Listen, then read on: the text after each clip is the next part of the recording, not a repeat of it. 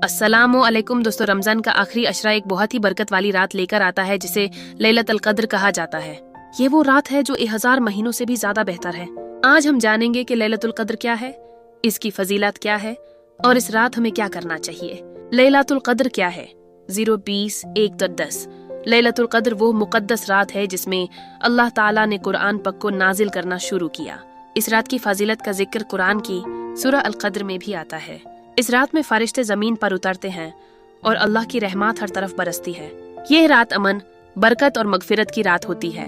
इस रात की फजीलात 110, 2010। लैलतुल क़द्र की सबसे बड़ी फजीलात ये है कि इस रात की इबादत 1000 महीनों की इबादत से भी बेहतर है। सोचिए, अगर कोई इंसान सिर्फ एक रात दिल से इबादत करे तो उसे 33 साल से भी ज्यादा इबादत का सवाब मिल सकता है। इस रात अल्लाह ताला अपने बंदों की दुआएं कबूल करता है और गुनाहों को माफ करता है। इस रात क्या करना चाहिए? 2, 10, 3, 20। लैलतुल क़द्र में हमें ज्यादा से ज्यादा इबादत करनी चाहिए।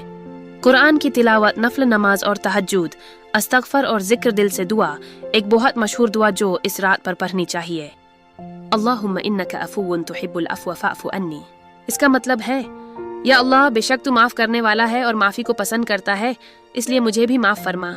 कंक्लूजन 3b से 4 है। दोस्तों, रमजान की आखिरी रातों को जाया न करें। हो सकता है इन्हीं रातों में लैलतुल क़द्र हो।